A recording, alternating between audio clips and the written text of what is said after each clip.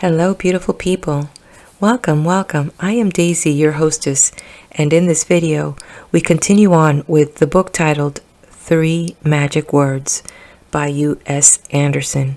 If you're new to my channel, I'm so glad you found me, and you, my subscriber, welcome back. I hope that you're enjoying this book as much as I am. Now, before I move on to the next chapter, I am going to share a little bit of my highlights or my takeaways from the previous chapter titled Success. And in some other video that I have here on the channel where the topic was broached about success, I shared that I believe that success is pretty much subjective, like artwork and music. It really is the person that's experiencing success can determine success. Some people outside looking in may be judging your life and judging it based on their yardstick. And I personally believe that we cannot be busy occupying ourselves with other people's yardstick unless, of course, we are involved in some type of event or experience where there is a very clear yardstick and we need to meet certain goals. And then, of course, success is determined by achieving that.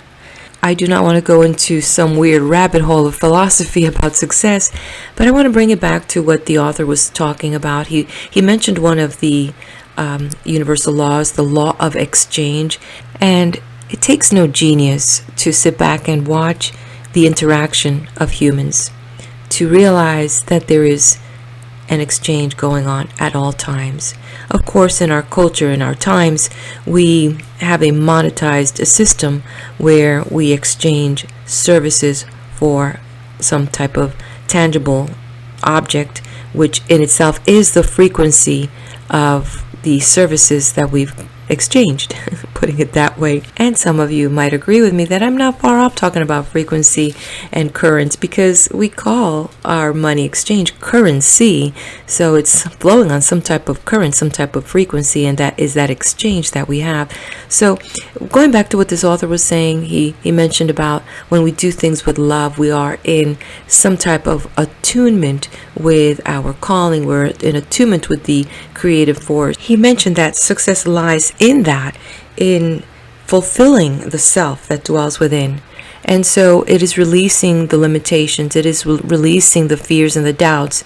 And as we continue to have this beautiful expression, we connect with this creative power and we allow this love to infuse us. And in doing so, this love is also infusing our work. I liked one of the examples that the author mentioned about some guy working. He was complaining about his job, and it wasn't the job that was bad. It was he that was bad. It was his attitude that was bad. And that within all of us is the capability to do anything if we put our minds to it, if we put the love of service into it, and then the exchange kicks in, the law of exchange, which is working at all times. Obviously, that which we give, we get back. All right, I think that that is, as far as I'm going to go with this. Dual dialogue would make it so much easier, but hey, let's move on to the next chapter, which is, the topic is pretty interesting. Health. By perceiving thy inner perfection, thou attaineth a vigorous health, for thy body is but a projection of thy view of the indwelling self. The origin of disease. Health and well-being are the natural states of every form of life, for all things are rooted in universal subconscious mind, which is perfect. Every living thing is but an idea held in universal mind, made manifest in space and time, gifted with consciousness which seeks ever to know more about itself. There is only one intelligence, one mind in all creation, and all things are made from it. According as each thing realizes the perfection in which it is rooted, it attains to perfection itself. Thus physical health proceeds from mental peace, and disease and corruption proceed from mental confusion. Disease is a product of the confusion attendant upon growing self-consciousness. So it is that man, the most intelligent of all forms of life, falls constant prey to disease and illness, while the lower forms of life exist in physical perfection unburdened by mental confusion. The lower we go on the scale of life, the scarcer become the evidence of disease, until at last we are forced to the conclusion that disease is a product of mental development, most certainly a product of evolving consciousness. Evolving consciousness carries with it an increasing number of conflicts, which projects themselves into universal mind, which manifest them physically in the form of disease and corruption of the body. Man, who has come the full scale of self-consciousness but has not as yet evolved the greater consciousness of immortal self, sees himself as an insignificant dot in a gigantic universe where he has not ordered his existence and cannot stay his death. His highly developed little ego cuts him off from the roots of his being, and he knows fear and futility and hate and bitterness, all of which set up conflicts between his emotions and his mind, project into universal intelligence, cast his concept of himself from perfection, and return to him as gallstones, kidney stones, ulcers, high blood pressure, hardening of the arteries, cancer, leprosy, deafness, and so on, ad infinitum. Psychology and psychiatry have unmasked this chain of cause and effect so clearly that medical science, devised to treat disease as a physical thing only, now freely admits that 80% of all diseases is of mental origin. It will not be much longer before this admission is enlarged to 100% where it should be. A truth cannot be partly right, and it is obvious that all things have their origin in something greater than the physical world around us. The bacterial concept of disease is satisfactory for the chain of effects that exist on the physical plane. But why do such bacteria enter one body and not another? And why are they harmless in some bodies and yet deadly in others? Indeed, why do they exist at all? Any man who considers the origin of anything must come at last to the invisible but very apparent intelligence from which all things have sprung, and concede it to be first cause, since this intelligence would scarcely be intelligence at all if its normal procedure were to attack itself, such as in microbes attacking the human body. Then it must be conceded that it is creating disease in response to something. That something is a conception formed by the conscious mind and projected into the universal subconscious mind, whence it manifests in the physical form. The power that heals. It is a rare person who consciously desires to be sick, though it is certainly true that a few unhappy people have so completely cut themselves off from the spiritual unity of life that nothing further appeals to them than this form of slow suicide. The vast majority of people fall prey to disease through negative thinking habits and through coping mechanisms established in answer to buried pain remembrances or prompters. A person who is chronically ill has a subconscious desire to be sick, though to confront him with such a thesis would be to inspire the most vehement denial. And even those of us who are sick only occasionally become so because it is a way of coping with a situation that confronts us. Since we do not know ourselves or even who we are, we do not understand the dynamically creative energy in which we live, nor do we understand our subconscious desires, nor do we understand that each of these desires is delivered to us in reality. So it is that all disease, all warping of the body from its natural physical perfection comes because a person holds subconscious feelings of hate, bitterness, resentment, envy, jealousy, greed, self-pity, maliciousness, or any other number of the countless abortions that corrupt the natural process of the universe. Love.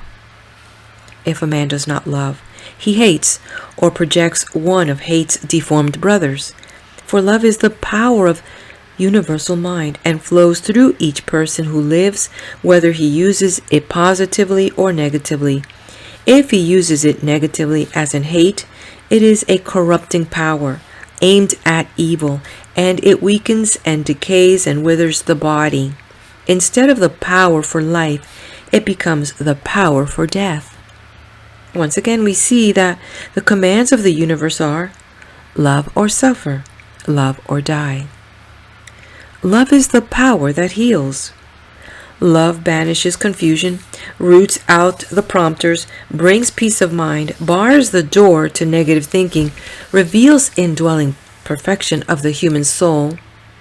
Not the love of man for woman or one person for another, but the love of man for God and the love of God for man, which is complete in man when he knows his love for God. Body is rooted in spirit. Psychiatry is now only a skip and a jump away from being able to put its finger on the various negative emotions that bring on specific diseases. And the day is not too far distant when medical textbooks shall list after hate, bitterness, frustration, repression, envy, and loneliness their resultant physical debilities. And mankind will guard its emotions with the same care it now bestows on its physical well-being, pills and potions being replaced by healthy habits of thought. Writes Edward Carpenter, every organ and center of the body is the seat of some great emotion, which in its proper activity and due proportion is truly divine.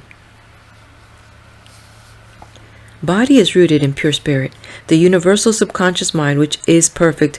Body may be cast from perfection only by concepts held in conscious mind, which project into the subconscious and are returned as physical ailments. We do not cause our hearts to beat, nor do we direct the flow of blood to our various organs, nor the acids of the stomach to perform the miracle of digestion, nor the intestines and the kidneys to go about the process of eliminating waste matter. The dynamic source from which our bodies have sprung has inculcated in them these reflective actions. The functions of a body represent the movement and concept of intelligence, and when we get our fears and negative desires out of the way, our bodies functions perfectly.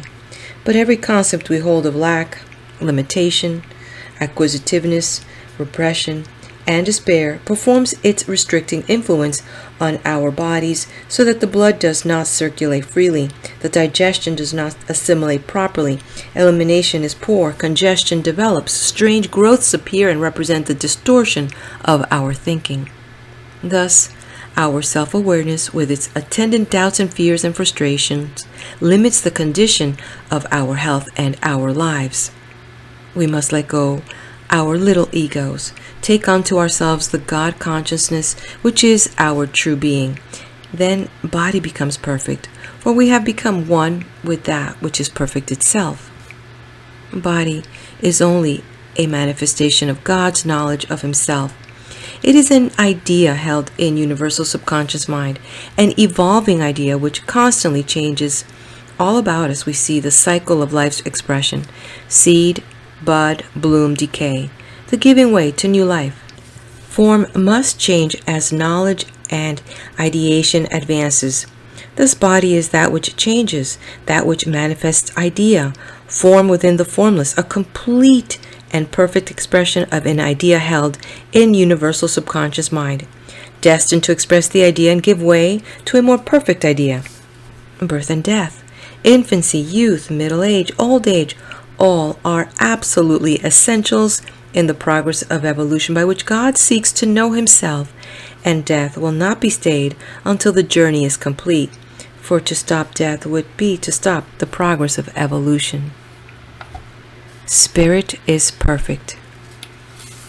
Jesus was the first great healer because he saw that body and mind were one, and he knew that body was only a visible result of an invisible cause.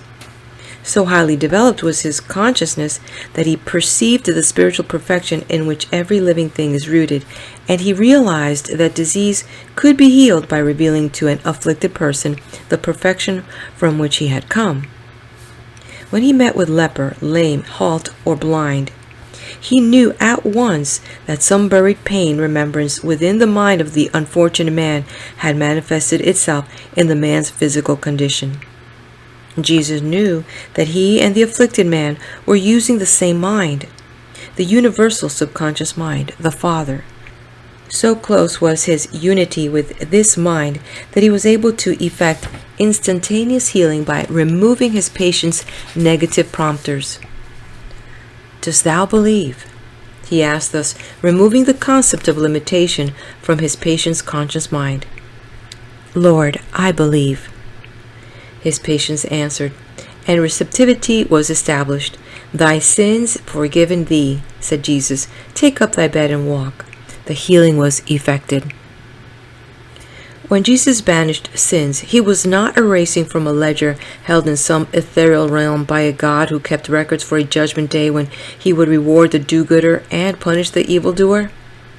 The sins that Jesus spoke of were the buried prompters of the subconscious that were manifesting themselves as bodily ailments. His forgiveness of them was simply assurance to his patient that as soon as such buried guilt and hostilities and rejections were forgotten, he would be healed. What Jesus was saying was, the real you is great and good and perfect. Acknowledge this perfection and your body will become perfect also. There is no such thing as an imperfect body, for body is always a perfect manifestation of an idea. There are only imperfect ideas. They are imperfect because they are in error, and they may be changed by simply accepting the idea of change. A man who has stifled his divinity in the belief that physical things are first causes is incapable of healing himself until he has changed his belief.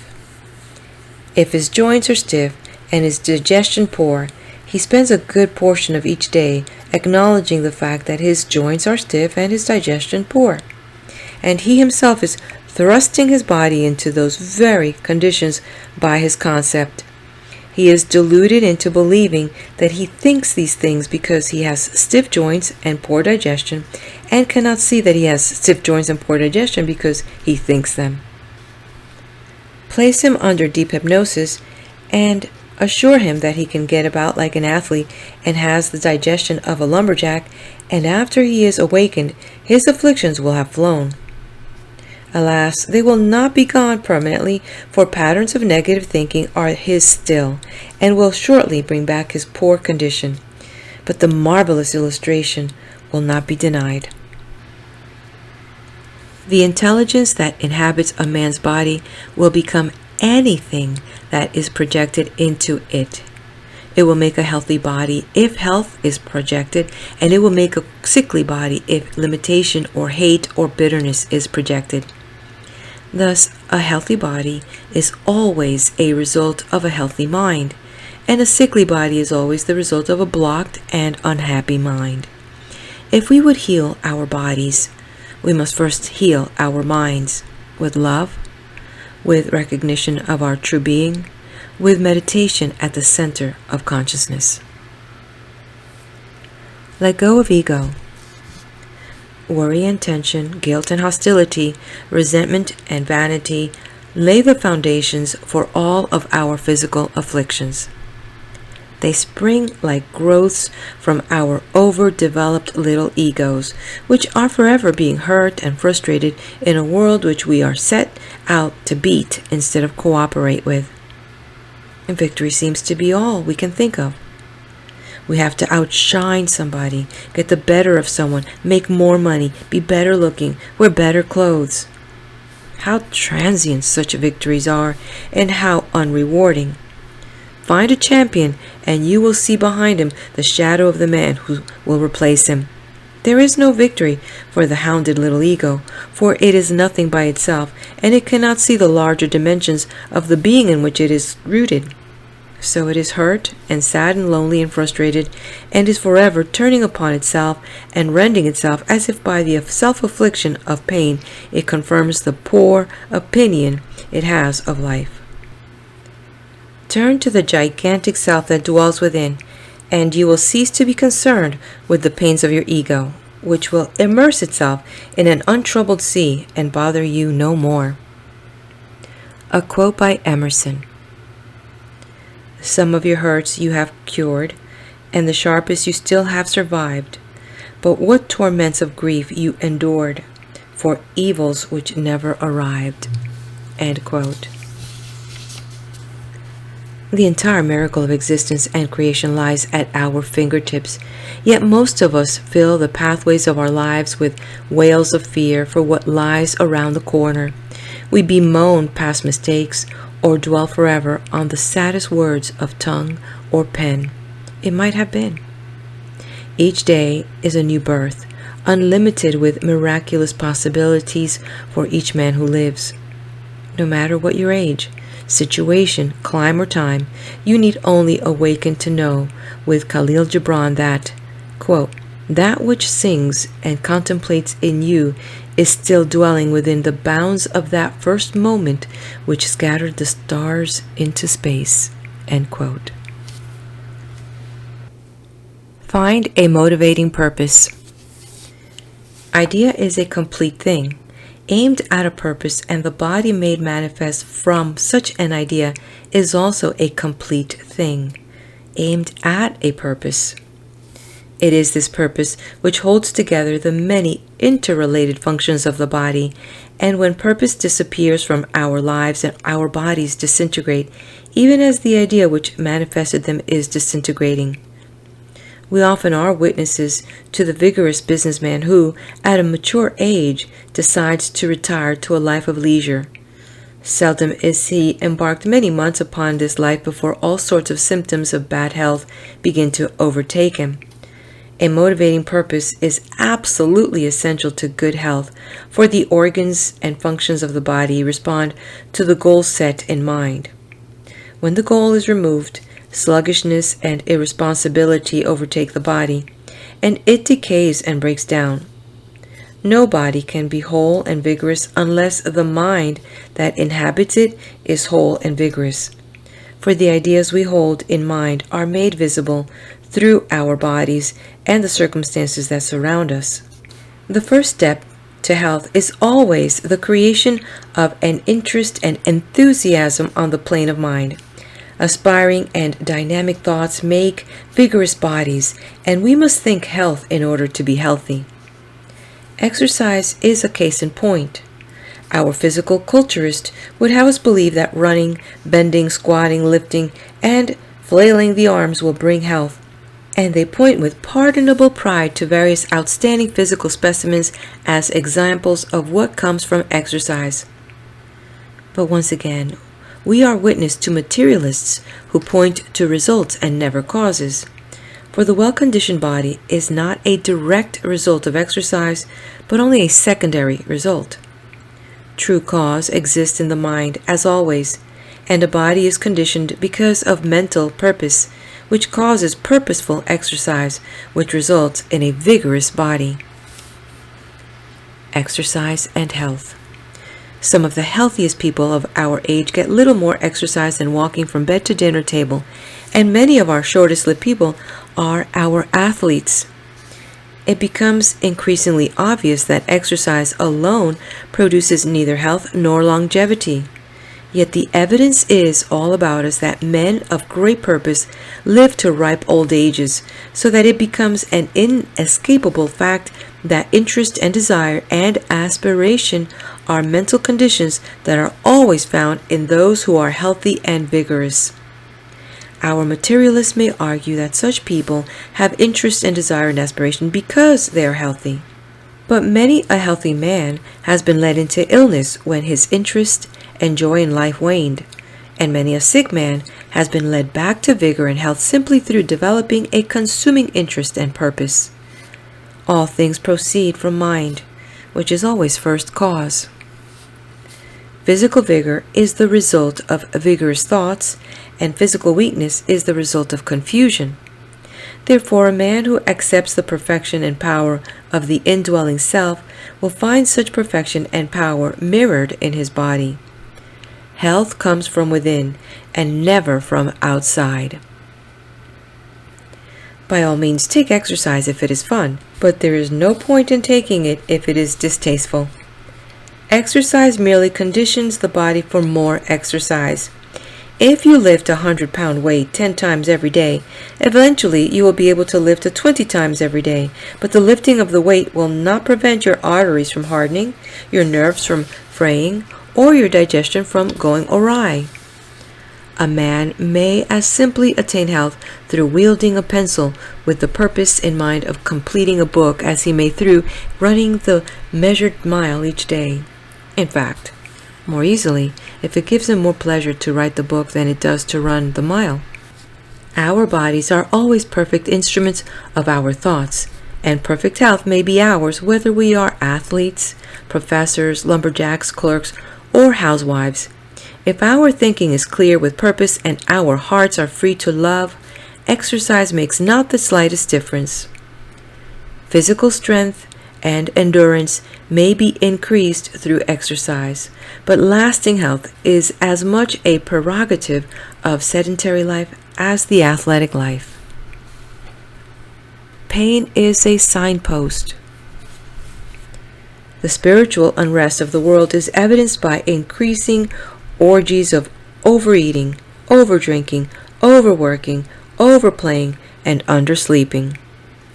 We undertake such a chain of neurotic activity as an escape from the gnawing doubts and fears and frustrations that lay at the crux of our subconscious. Abuses of the body are always results of confusions in mind, so that a subconscious sense of insecurity may lead a person into eating far too much, or a sense of being unloved may turn a person to alcohol. We sometimes play too hard, seeking to forget the issues of life and death by burying our heads in the sand like ostriches. We often work too hard, seeking to amass a mountain of material gain to provide for our security, but it stays not death, and we cannot take it with us when the transition comes. We seek constantly for the pleasures of the senses, and by surfeiting ourselves, we dull the mystical creativeness of our true being. And when our bodies grow old and physical sensation wanes, the pygmy of our undeveloped souls plagues us with gnawing doubts and uncertainties. Truly, we cannot be whole men, either spiritually or physically, until we have recognized that the roots of our being rest in eternity. We learn slowly, mostly by pain, and each of our gains in knowledge and awareness is hard-won. Pain is that which visits us when we are in error, and through suffering, we are turned back to the path of truth. Writes Khalil Gibran, "Much of your pain is self-chosen. It is the bitter potion by which the physician within you heals your sick self. Therefore, trust the physician and drink his remedy in silence and tranquility." End quote. Until we have learned the great lesson that pain is merely a signpost indicating that we have wandered off the track of truth, we shall continue to fight it and struggle with it, to lend reality to it, and thus to bring more of it into our experience. But once we have come far enough to realize that all pain, physical, mental, and emotional, proceeds from errors in thinking, we are well on the way to filling our lives with vigor, abundance, and joy, and have come a great step toward unity of consciousness with universal subconscious mind. The ordinary man learns by his own mistakes. The wise learns by the mistakes of others. Overindulgence in physical things marks an imbalance of the emotions. Fear, hate, and insecurity rest in the subconscious of every person who flees his demon down the murky roads of alcoholism, overeating, or frenetic searches for pleasure and acquisition. Moderation attends all things to him who has been introduced to the center of consciousness. No violent emotions constrict his soul, for he is secure in the consciousness of God. No uncertainties gnaw at the foundation of his being, for they rest in eternity. Confusion has no place in his mind, because he sees the goal of life, becomes one with it, takes it into himself as his own purpose. Should disease or illness become manifest in his body, he turns his gaze within, to the perfection and wonder of his true being, and his body is made whole. And since he kept his mind on one sole aim, nor ever touched fierce wine, nor tasted flesh, nor owned a sensual wish, to him the wall that surrenders ghost and shadow casting men became a crystal, and he saw them through it, and heard their voices talk behind the wall, and learned their elemental secrets, powers, and forces. By Alfred Tennyson. Disease is never incurable. An infinite law is at work in the universe. It is the law of ideas becoming things. Since this law is the movement of universal mind, it has absolutely no limitation. Therefore, there is no such thing as an incurable disease. A law must work all the time in order to be a law, and the law that governs the intelligence in which we are rooted is the foundation for all things. Disease itself springs from an idea impregnated upon the universal mind and will be banished when the idea is banished. Whatever disease science has been unable to find a cure for, it is not incurable. Something causes it. That something may be discovered and removed. Both medical science and psychiatry are learning that the root of all things exists in mind, springs from idea, and an idea can be changed. Since there is no limit to idea and to the inexhaustible power of universal subconscious mind, there absolutely cannot be any such thing as an incurable disease. We must realize that the universe always turns out to be exactly what we think it to be, even as do our bodies. As we reach higher levels of consciousness, we take onto ourselves more perfect ideas, casting off the shackles of limitation, becoming aware that all things are possible. The moment we say something is impossible, we make it impossible for God to manifest it through us, and another man with a greater vision and a greater faith will bring it forth, for he will allow God to work through him. None of us has the right to say a thing is impossible, unless he is foolish enough to place limitations on God. Perfect Spirit is within us, willing to manifest perfect health for us if we but call upon it with faith. All disease may be healed by mental and spiritual treatment, by expanding consciousness to encompass universal self. Mental healing. Each person who suffers from ill health has usually fallen victim to a specific ailment. This specific ailment is the result of some obstruction in mind, some false idea, some erroneous conception. When we heal the body by mental and spiritual treatment, we do not treat the body, we treat the mind. This is very important. One cannot get rid of result without first getting rid of cause. Cause is always mind. Bodily ailments are the result. A lifetime of study would be unlikely to reveal the specific mental disturbances that cause each disease, but no table of mental and emotional disturbances with resultant physical debilities is needed to successfully conduct mental healing. All things spring from a perfect source, and we need only contact the source and allow it to manifest its perfection through our bodies. Said the great healer, "Be thou perfect, even as thy Father in heaven is perfect." In so saying, he pointed the way to the healing of all disease. Recognize your spiritual perfection. There is nothing in universal subconscious mind that desires our bodies to be warped away from the purposeful functioning for which they were intended. It is our conception of ourselves that visits disease upon us, and when we have conceived ourselves to be spiritually perfect, we become physically perfect. The real you is not your body. Your body is but an infinitesimal extension in time and space. The real you is mental and spiritual, free of the confines of space and time, limitless in power and the capacity to understand and create. When you have recognized your true spiritual self, you have become identified with immortal self, and disease cannot exist in your body, for there is no limitation to universal subconscious mind. Treating for health. Therefore, all disease may be treated as one disease, which is not disease at all, but simply limited thinking, errors projected into universal subconscious mind. We treat disease by refusing to accept it as having any true existence, by affirming the spiritual perfection in which we are rooted. Perfect love casteth out fear, and perfect faith casts out physical imperfection. Yet rare is the man who has perfect love or perfect understanding or even perfect faith.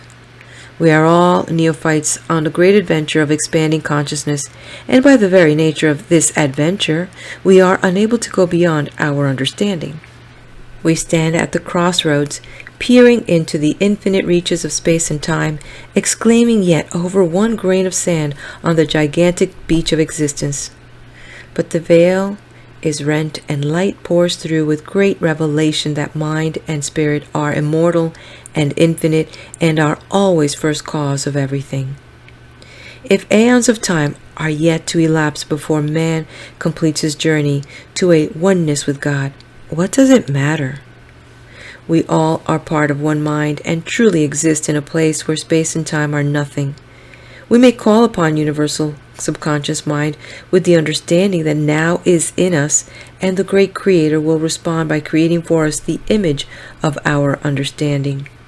If we can find it in ourselves to accept spiritual perfection, universal mind will manifest this perfection in our bodies. Thus, the basis of spiritual and mental healing is affirmation. We deny nothing, waste no time dwelling on that which we do not desire. Our moments of consciousness are directed inward, at our spiritual selves, and are aimed at perceiving the perfection that gives us consciousness. What we see is returned to us. Awareness of the center of consciousness, perception of the kingdom of heaven, brings health. We cannot go beyond understanding. The objection that is usually raised against mental healing is that body seems able to get a broken bone mentally, so the whole aspect of mental healing is an error. It is not impossible mentally to set a broken bone. The fact that it has not been done simply means that we have not yet arrived at sufficient spiritual understanding. Lacking the understanding, we call a surgeon, which is as it should be. Neither do we have enough understanding to heal a ruptured appendix or dissolve a critical case of cancer. So again, we call upon the surgeon. Yet these things and all others of the so-called incurable diseases are possible of mental healing, and the day will arrive when evolution will have brought man's consciousness and understanding to the point where disease will be banished from the face of the earth.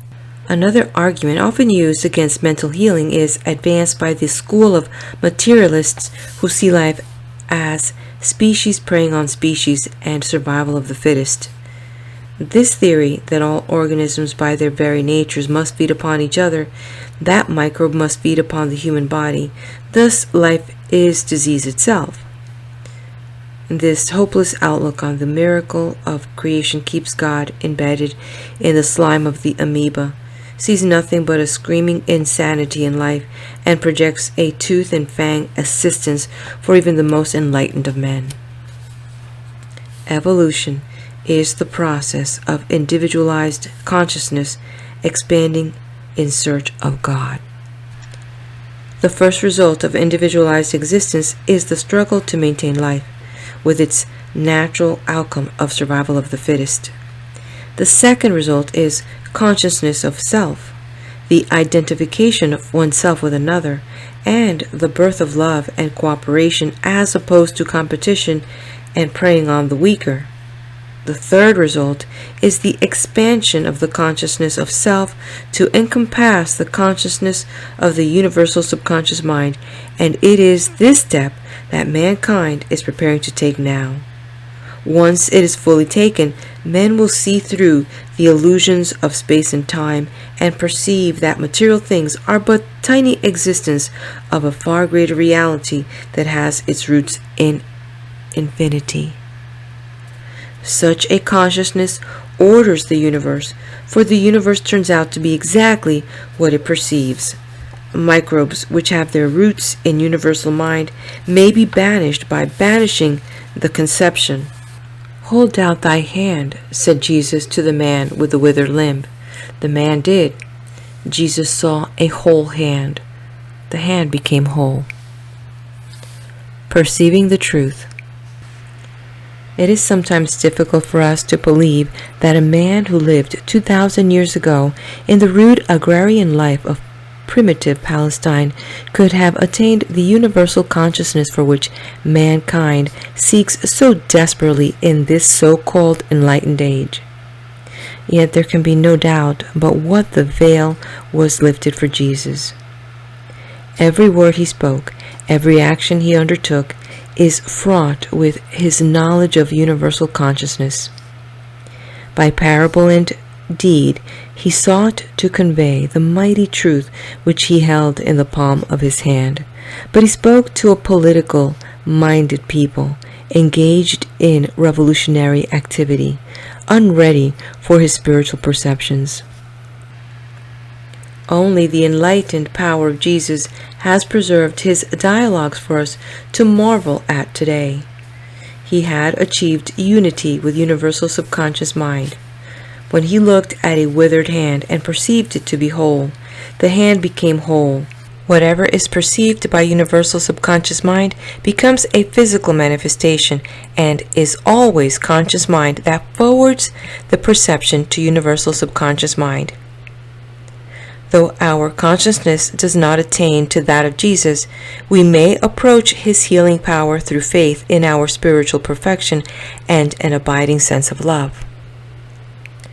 Disease is a negative thought force, is false, is therefore an illusion of the mind. In mental healing, we simply separate false thoughts from the true, consciously, and by allowing our faith and affirmation to sink down into the subconscious, we admit physical vigor and health into our lives. The principle of existence is the principle of thoughts becoming things.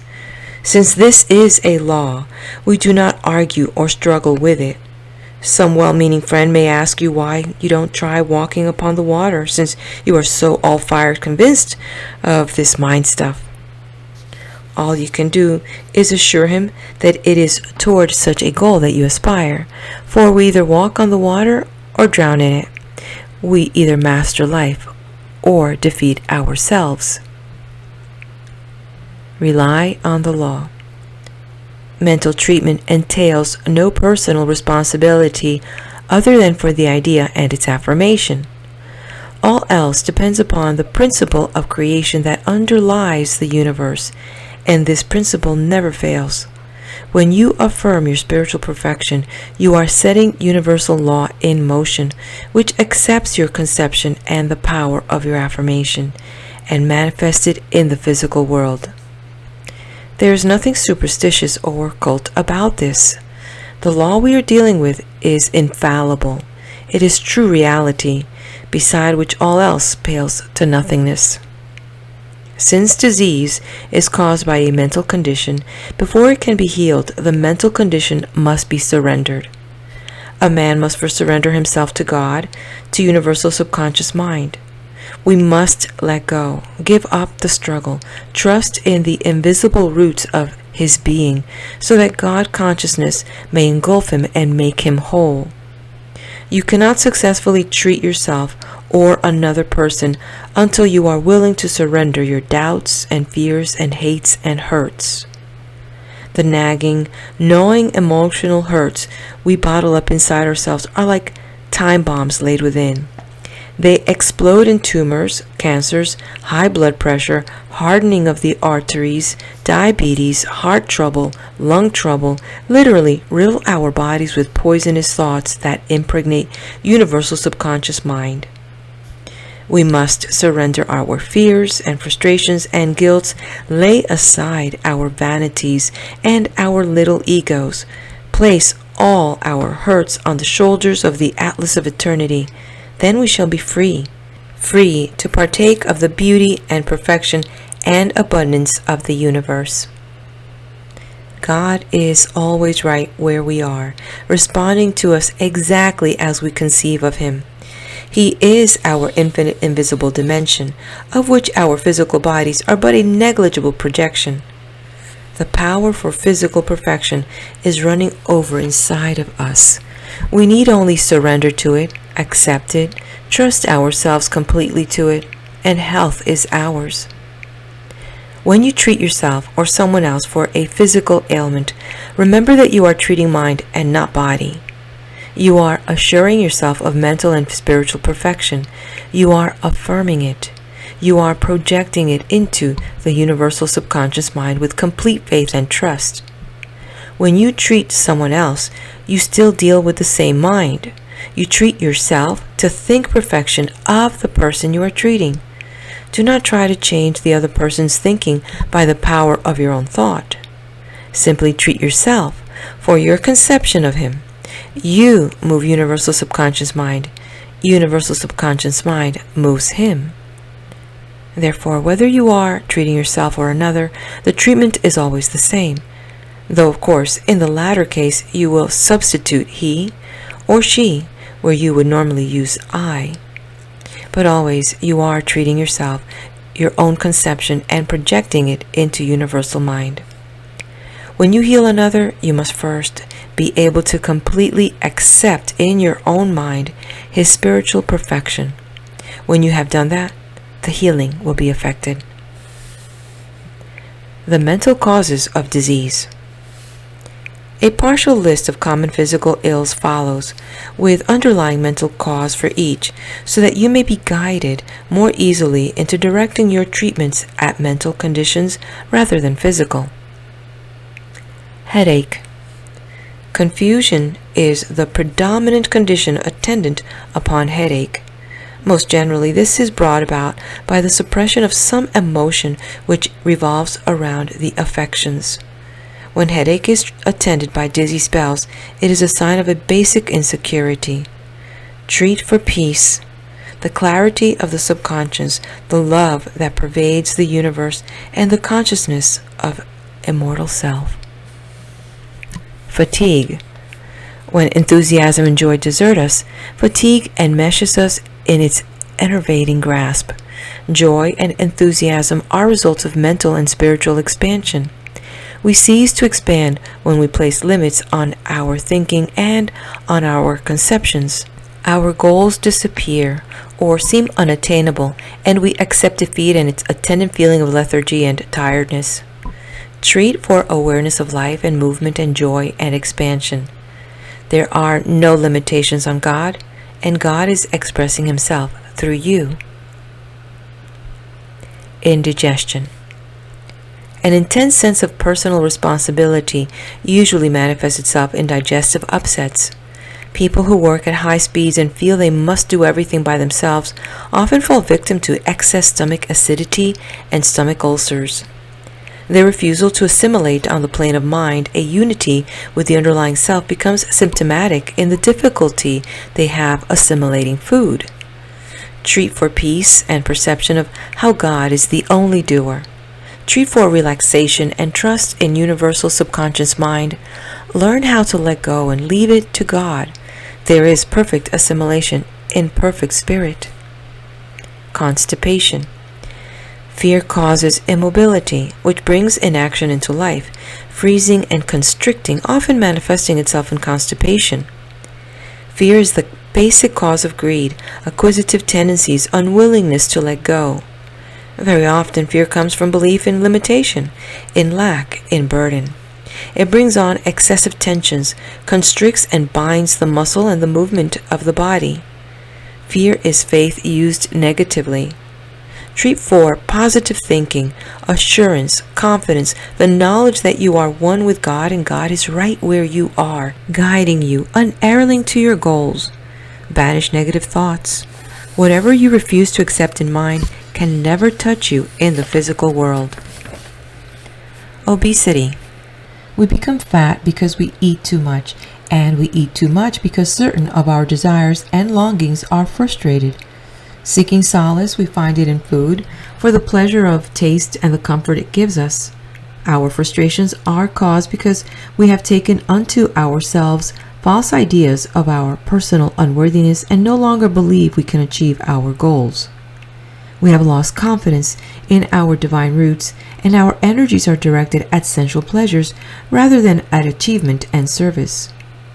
Treat for knowledge of the center of consciousness wherein there is perfect order, perfect beauty, and perfect symmetry.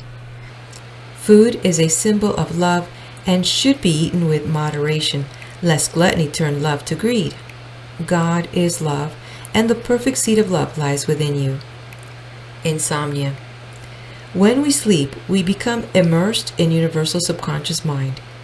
If we cannot sleep, it is because we are over-concerned with the material world, and our conscious minds have overridden the subconscious and refuse to let go. The physical world is simply a series of manifested results which have all processed from subconscious mind. We cannot change these results by fighting them, but only by dealing with them in mind where they originate.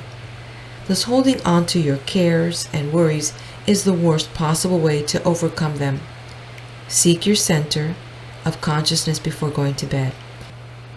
Treat for peace and relaxation. Real truth is the spirit and lies inward. Turn your eyes away from the world and look within. Intemperance. Alcohol provides a torturous trap for those who seek escape from an unwanted belief. It is always some unwholesome or painful picture gnawing on the subconscious mind that turns a person to drink. He himself has created this image, and he might change it by creating another, but he lends reality to his self-made monster and flees it down the avenues of alcoholism or drug addiction or senseless pursuits of pleasure. Treat for the dissolution of guilt and personal responsibility. God is in you, and God is not guilty. Mistakes are for learning, and each day is a fresh start with a clean slate when you learn to forgive yourself. Colds and similar congestions.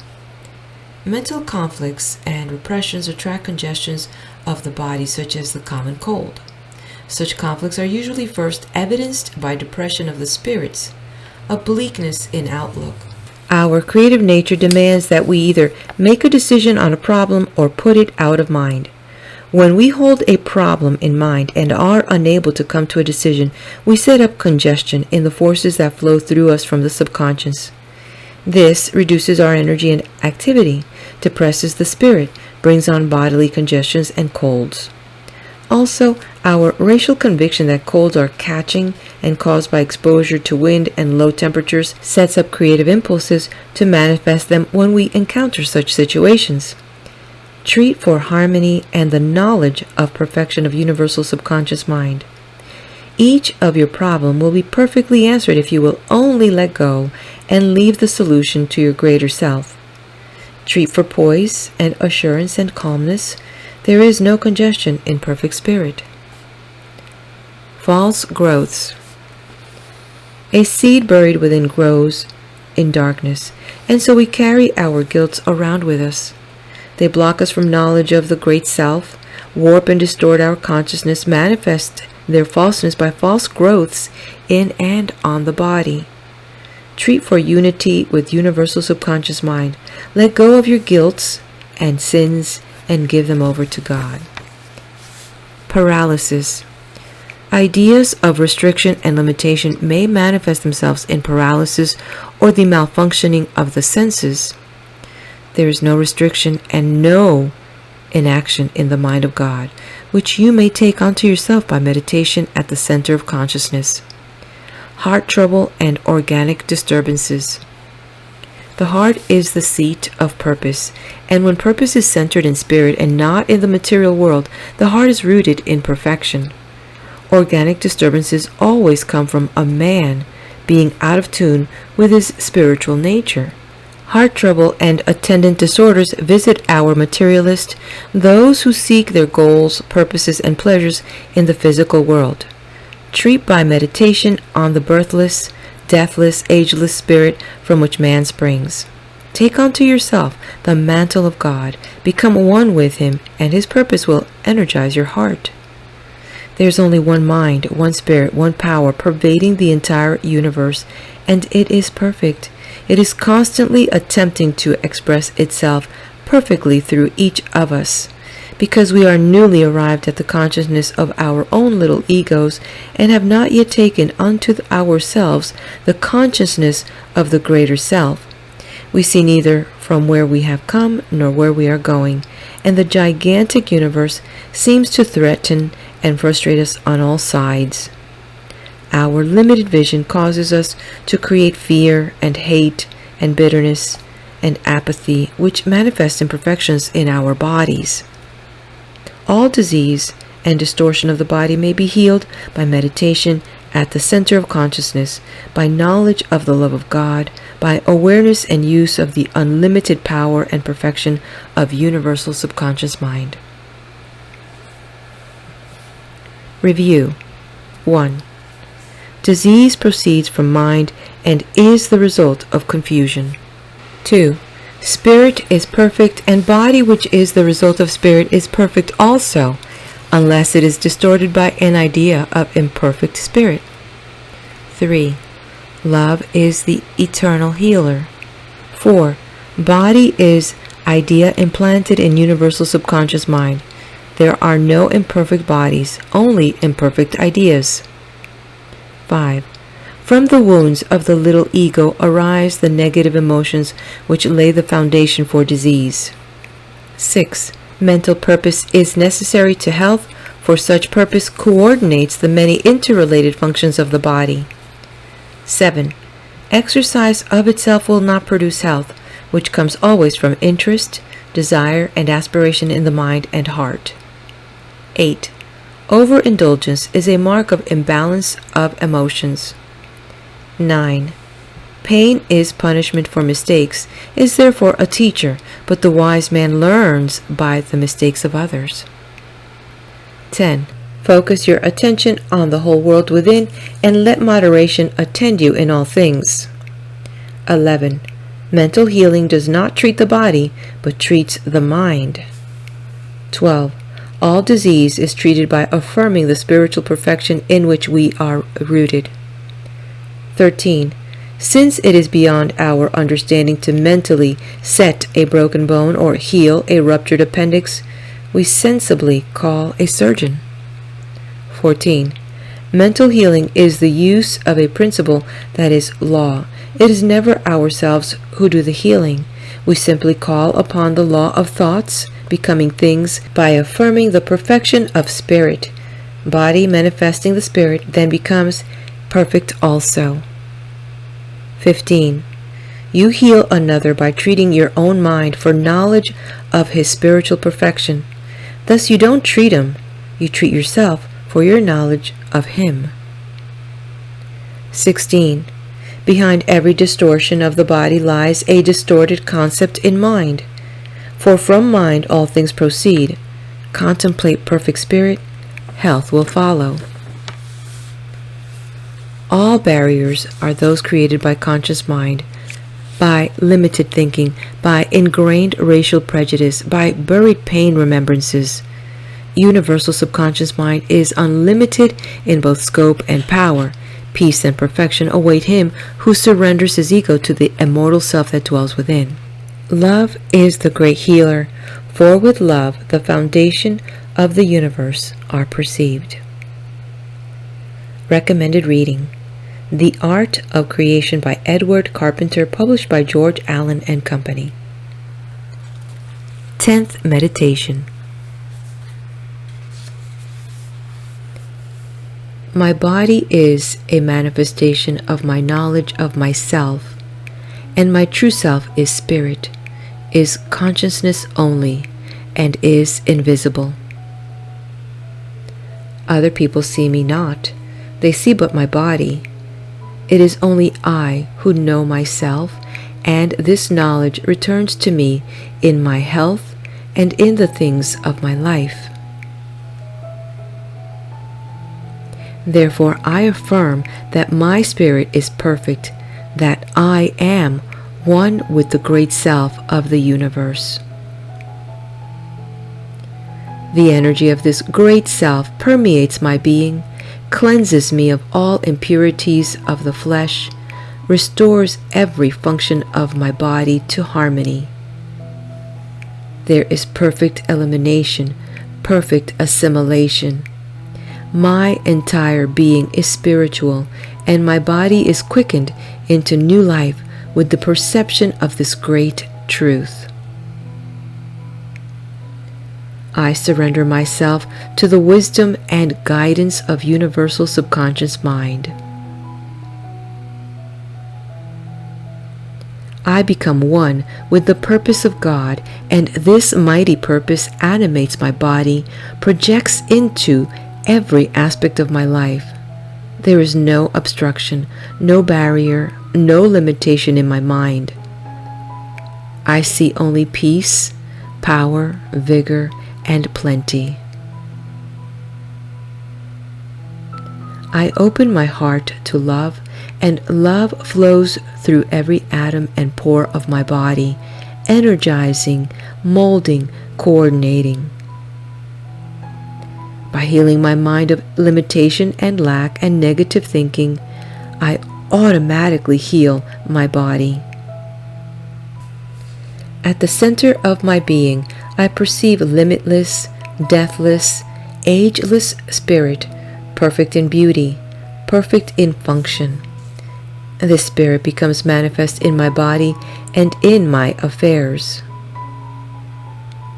When I am faced with apparent confusion, I surrender it, give over each of my problems and worries to that which has the perfect solution and in which there is absolute clarity. I take my thoughts from the limitless reaches of universal subconscious mind, never from the world around me. I do not think responsively, I think originally. I do not react, I act. I am never a victim of circumstances, for each thing of my life proceeds from out of my thoughts, which move always in accord with God. End of chapter 10. If you haven't done so, let me know you are here. Leave me your comments, hit that like button, and subscribe to the channel. Head over to the next video where I will be there with the next chapter titled Immortality.